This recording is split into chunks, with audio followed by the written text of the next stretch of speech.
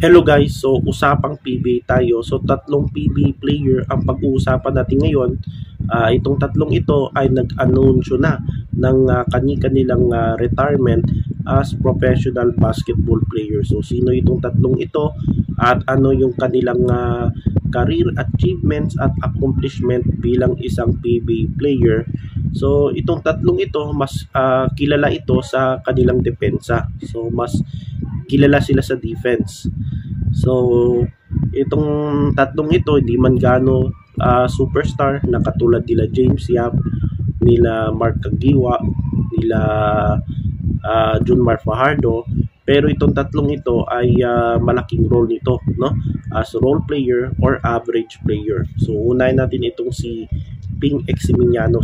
Itong si Ping Eximignano or Chris Eximignano, so kilala ito sa depensa. Hindi man masyado ito sa opensa, pero maasahan mo sa depensa, lalo na sa physical na plays. So itong si Ping Eximignano, tubong Olongapo, so nag-retire siya as PBA player at age of 36. So nagsimula yung karera niya sa FEU, sa college. Then na-draft siya noong 2013. I think yung batch niya si Stanley Pringle, kung hindi ako nagkakamali. Second round, 18th pick overall ng Alaska Aces. So 12 taon na playing career bilang professional basketball player itong si Ping Eximignano bilang shooting guard. So noong 2013 up to 2019, naglaro siya sa Alaska Aces. So diyan talaga siya nakilala, si Ping Eximignano sa Alaska Aces. So 6 na taon siya naglaro sa Alaska. Then 2019 naglaro ito sa Rain or Shine. So na-trade siya from Alaska to Rain or Shine. Then after Rain or Shine, parang nagpahinga itong si Eximignano at naglaro sa ligang labas. So bumalik ito noong 2021. Tapos bumalik uli noong 2024. Doon na siya naglaro sa TNT. So TNT 2024 hanggang 2025. So nakakuha si Eximignano ng 3 championships sa TNT. So natuwa niya, kabilang siya sa 2021 Philippine Cup, 2024 Governors Cup at 2024-25 Commissioners Cup. Then dalawang beses naging napasama si Ping sa PBA All Defensive Team sa taong 2015 at 2016. Diyan talaga yung peak ng karera ni Eximignano diyan sa Alaska bilang defensive specialist as point guard. So hindi man shooter siya sa totoo lang, pero hindi masyado, no? Mas maasahan siya sa opensa. Sa depensa. At medyo ma-physical itong player na ito, no? Kahit 6-footer, pero maasahan mo si Eximignano. So tapos naglaro ito sa ligang labas, hindi sa parang semi-professional league, no? Sa Pilipinas Bismin Super Cup, Visayas League Champion 2021 at nag-finals MVP ito noong 2021. Tapos bumalik siya sa PBA, no? 3 years ago ata, no? So 2024. So last team ni Eximignano ay TNT. Next, itong si Ryan Reyes. So itong si Ryan Reyes, hindi ko na siya nakita, no? Hindi ko na masyado nakita naglaro sa TNT. So parang nawala siya noong 2024, no? Last season, yung season 49, hindi ko na siya masyadong nakita itong si Ryan Reyes, no? At sabi nila injured daw, no? Or parang nagse-semi-retire na itong si Ryan Reyes. So ngayon, formal na, official na retire as PBA player si Ryan Reyes. So halos 17 years naglaro si Ryan Reyes sa PBA. So nagsimulang karera niya Na-draft ito noong 2007, no? First round, third pick overall ng Santa Lucia Realtors, kung saan naglaro si Ryan Reyes 3 years sa Santa Lucia. Then na-trade siya sa Talk and Text kasi nung panahon na yon ay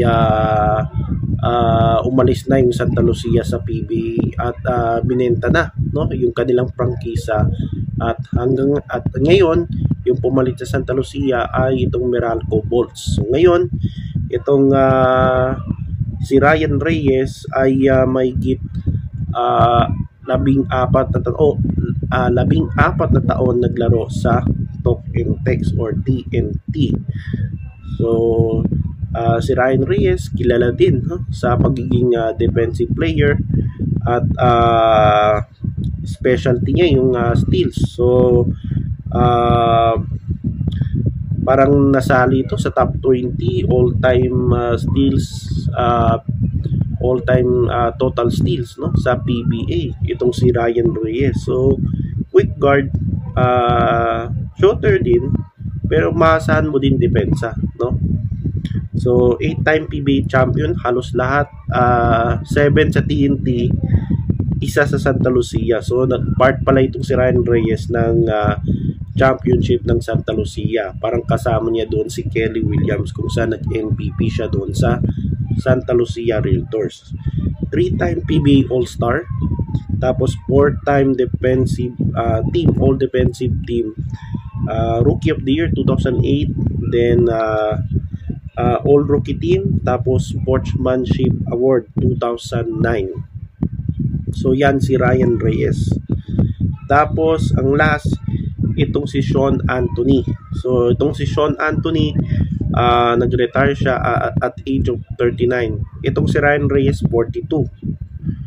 Itong si Sean Anthony 39. So itong si Sean Anthony, last 49 season hindi ko na gaano nakita naglaro itong si si Sean Anthony sa NLEX. Dahil nga sa injured itong si Sean Anthony. So kahapon nabasa ko ay nag-announce na ito ng retirement. Parang itong si Sean Anthony parang babalik doon sa Canada at doon na siya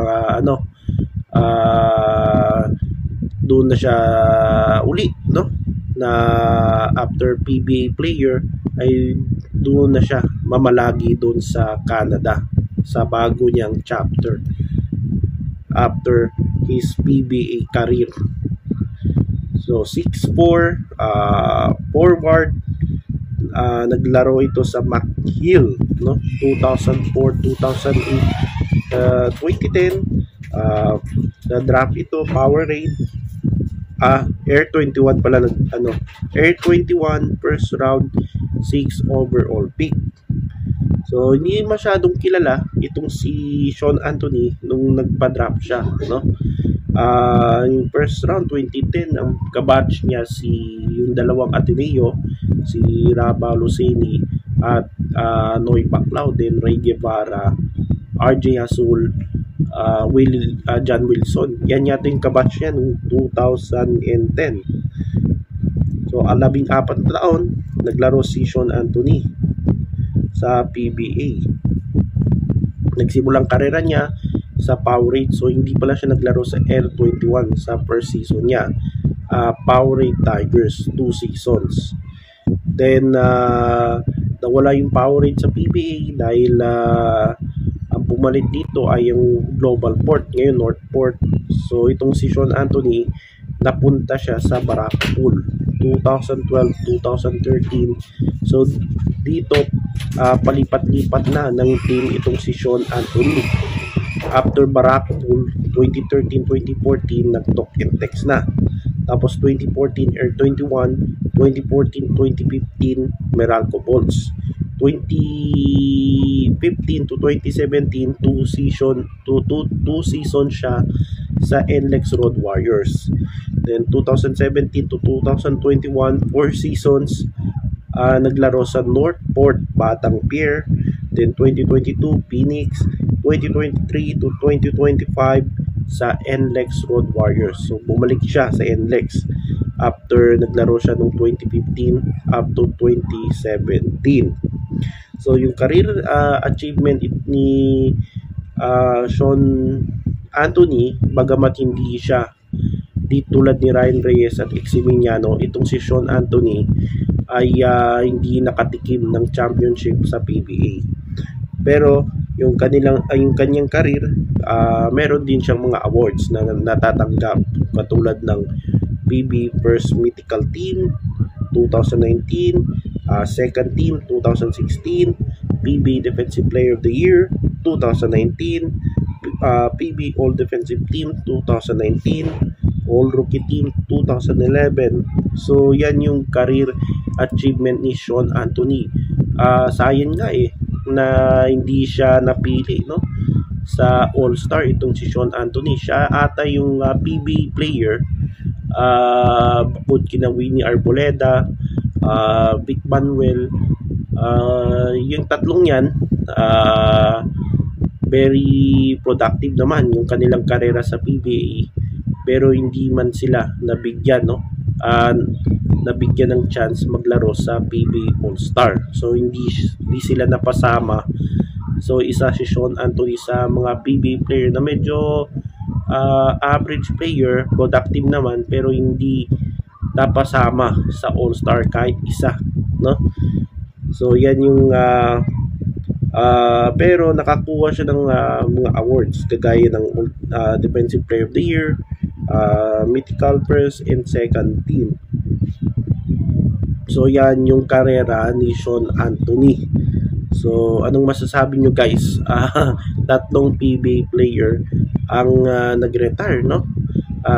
In the off season. Ryan Reyes, Ping Eximignano at Sean Anthony. So yan yung ating usapang PBA sa araw nito.